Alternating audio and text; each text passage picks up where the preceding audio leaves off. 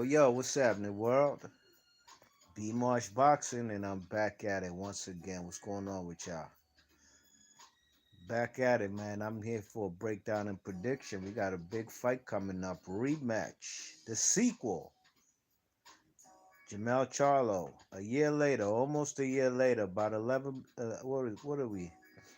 About 11 months later, we got the sequel rematch. Jermell Charlo, WBC, WBA, IBF, super middleweight champ, junior middleweight champ, super welterweight 154 pounds versus Argentine's own Brian Castano, WBO champion.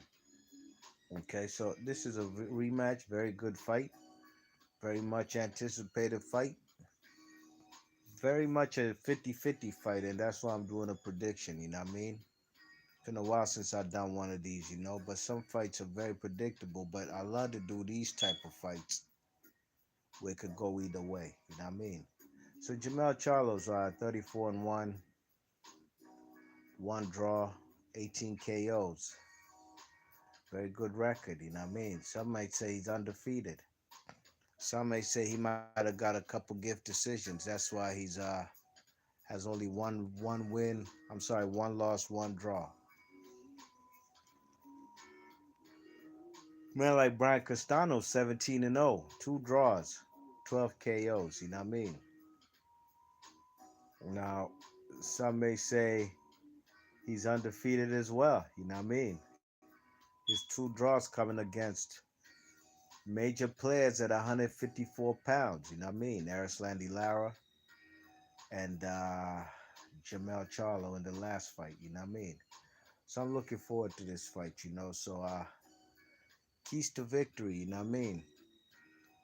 Jermell Charlo has a size advantage, no question about it. You know what I mean? He's about 6 feet, 73-inch reach, as opposed to the man Castano was about 5'7", 5'7.5" there-ish, and he got like a 67-inch reach. You check it out. The first fight was a very good fight. As we proceed on to round 13 of this sequel, this rematch, what could these guys do? You know what I mean? I believe, Brian Castano, his game plan should be to close the distance. You know what I mean? One of the things that he did have successful in the first fight is his straight right hand, his lead right hand. You know what I mean?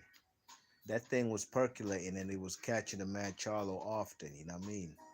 Lead right hand, no jab, no probing with the jab or disguising it. You know what I mean? Just coming forward and catching Charlo. You know what I mean? With a straight right hand. That's gonna have to be one of his key weapons in this particular fight. You know what I mean? Both of them have a vicious left hook. That's one of their best punches, Charlo and Castano's left hook. So that kind of offsets each other, you know.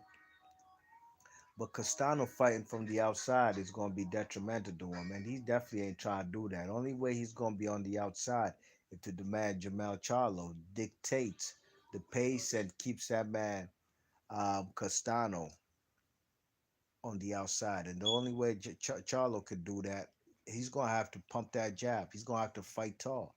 You know what I mean? He can't be there trying to collect data and not letting his hands go.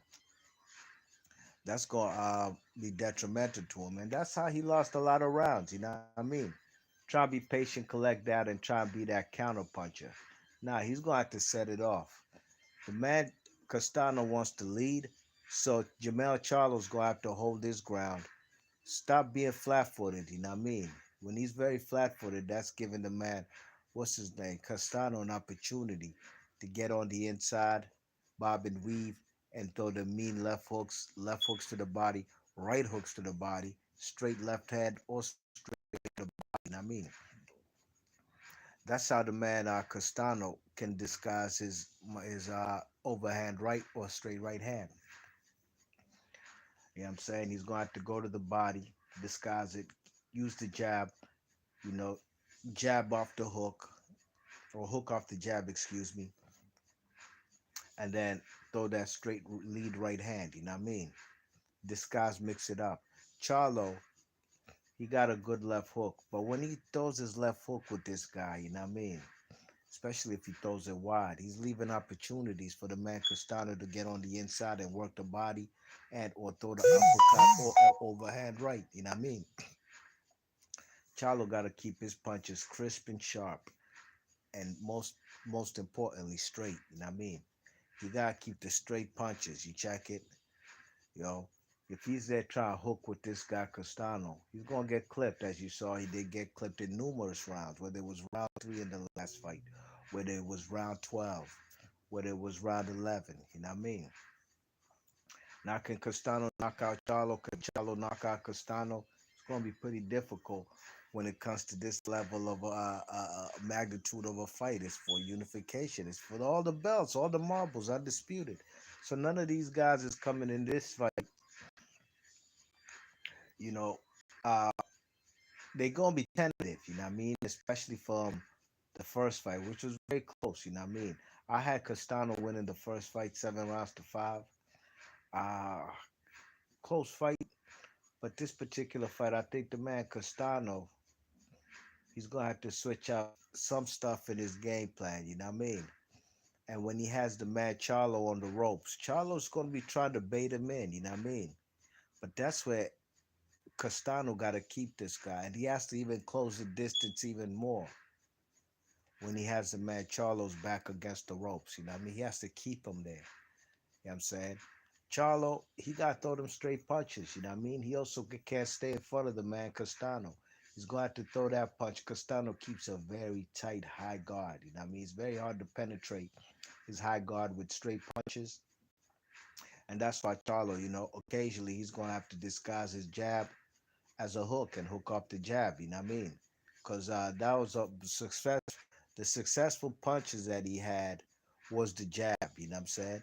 The man Castano is going to be throwing the power punches. So this is a classic type of style, clash of styles, you know what I mean?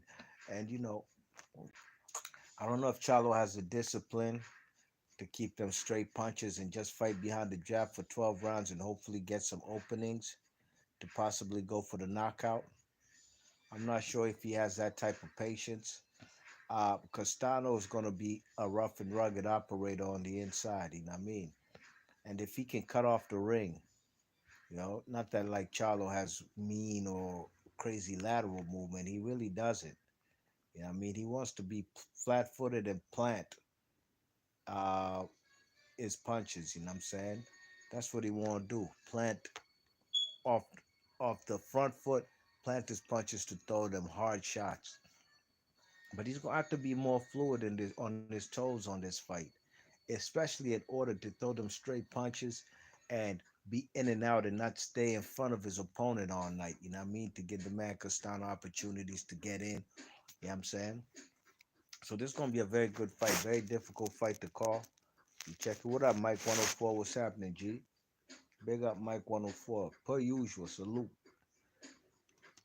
It's gonna be a difficult fight, for both fighters, especially with what's at stake. But I think it's gonna be Charlo gonna have to keep them punches straight, fight on the outside. But if Castano could make it a tough, rough and rugged fight, I think Castano could duplicate what I thought he did in the first fight and possibly even pick up a few more rounds. You know what I mean? I think this fight's gonna go down to the championship rounds. You know what I mean? Who wins round 11 and 12? Almost something sort of like that Bivol versus Canoli. You know what I mean? I mean, not on my card. The championship rounds didn't matter. Even if Bivol lost both of them, he would have still won the fight comfortably on my card. But in this particular instance, Jermell Charlo is the guy who they tried to build. You know what I mean? He's the A-side fighter. He's the house fighter. The man Castano is basically like a freelancer. He's only here on a mission to capture all the belts. You know what I mean? Being that the fight is in California and no long, and the man Charlo couldn't pull off the victory in San Antonio, Texas, in the first fight, I'm gonna stick with my pick in the first fight. You know what I mean? A year later, here we are, 11 months later. I'm gonna have to go with Castano winning this fight a close split decision, possibly majority decision, 7 rounds to 5 type of fight for the Argentine, who's the underdog in this fight. Almost a 2-1 underdog. Never know. I might hit up William. What you call it? William Hill. I might hit up William Hill down there on Seventh and G Street, Northwest DC. Go place a bet. You never know. I got 2 days to think about it. You know what I mean? So I gotta pick out the man Castano. I think he's gonna come home with all the straps. And I'll be surprised if anybody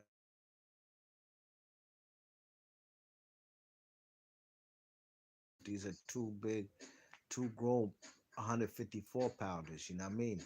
But I do believe this fight gonna go the distance, and Castano gonna come home with all the straps. As I thought he did it, he should have got him in the first fight, you know what I mean? Mike 104 is in the chat. He says 10-month layoff. Charlo got bailed out last time. Motherfucker better empty the gun off.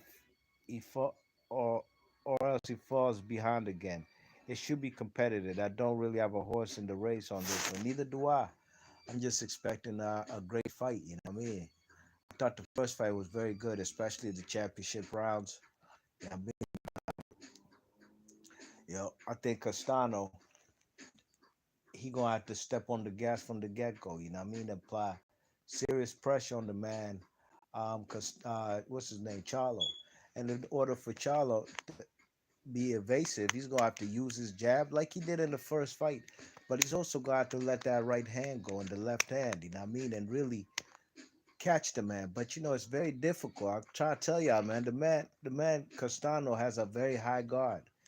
So it might get discouraging for the man Charlo jabbing 1-2 1-2, and all them punches getting caught on the glove. So it might have to resort to hooking with the hooker, and that's why I think the man Castano gonna have the advantage. Big up, stay body in the chat. Please hit the thumbs up on your way in, on your way out. If you're new to the channel, please share and subscribe, and I'll catch y'all on the next one. I'm gone. Peace.